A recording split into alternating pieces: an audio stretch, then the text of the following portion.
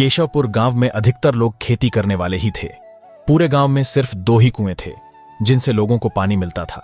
कुछ समय बाद गांव का एक कुआं पूरी तरह सूख गया। अब पूरे गांव के लोग पानी की जरूरत के लिए एक ही कुएं पर निर्भर थे। दूसरे कुएं से पानी भरते भरते लोगों को लगा कि कुएं में कोई भूत रहता है। जब गांव के किसान कुएं से पानी भरते थे तो उन्हें अजीब सी आवाजें सुनाई देती थीं। खेती करने वाले पुरुषों की पत्नियां तो डर के मारे कुएं के आसपास भी नहीं आती थीं। धीरे धीरे पूरे गांव में बात फैल गई कि कुआं भूतिया है। अब रात के समय कोई भी कुएं के पास नहीं जाता था। इसी बीच गांव का एक बच्चा कहीं खो गया।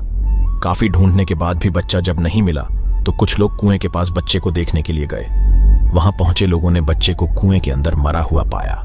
अब एक तो कुएं का पानी खराब हो गया और दूसरा बच्चा कैसे मरा इसको लेकर गांव के सभी किसान परेशान हो गए थे। सबने एक दिन मिलकर नया कुआं खोदने की सोची। कुछ ही दिनों में कुआं सबने खोद लिया और उसमें पानी भी आने लगा। अब पूरे गांव के लोग नए कुएं से ही पानी भरते थे और भूतिया कुएं की तरफ जाना सबने बंद कर दिया था। बड़े लोग तो समझदार थे, इसलिए कुएं के आसपास नहीं जाते थे, लेकिन बच्चे वहां अक्सर खेलने के लिए पहुंच जाते थे। एक दिन 4-5 बच्चे भूतिया कुएं के पास खेल रहे थे। तभी एक बच्चा कुएं में गिर गया। उसके चीखने की आवाज सुनकर पूरे गांव वाले दौड़ते हुए भूतिया कुएं के पास पहुंचे। उन्होंने कुएं के अंदर देखा तो बच्चा मरा हुआ दिखा।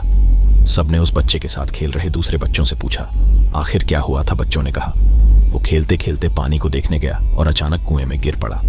इस हादसे के बाद गांव वालों ने तुरंत एक तांत्रिक को जाकर कुएं के पास बुलाया।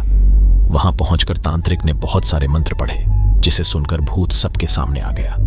तांत्रिक ने अपनी विद्या का इस्तेमाल करके उस कुएं को छोड़कर जाने के लिए कहा। भूत ने तांत्रिक की बात को मानने से इनकार कर दिया। तांत्रिक ने पूछा तुम क्यों नहीं जाओगे? यहाँ आकर बच्चे मर रहे हैं, इसलिए तुम्हें जाना ही होगा। भूत ने जवाब दिया इस कुएं में सालों से मेरा पूरा खानदान रहता आ रहा है, मैं यहां से बिल्कुल नहीं जाऊंगा। इतना कहकर भूत कुएं के अंदर चला गया। अब तांत्रिक ने गांव के लोगों से कहा इस कुएं के मुंह को ढक दो, ऐसा करने से किसी तरह के हादसे नहीं होंगे। ये सुनते ही गांव के मुखिया ने तुरंत काम शुरू करवा दिया।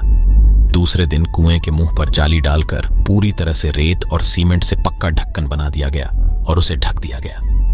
अब सारे गांव वाले खुशी खुशी रहने लगे। उस दिन के बाद से गांव में ऐसी किसी तरह की घटना नहीं हुई और भूतिया कुएं के डर से लोग मुक्त हो गए। कहानी से सीख, किसी भी परेशानी में हार नहीं माननी चाहिए।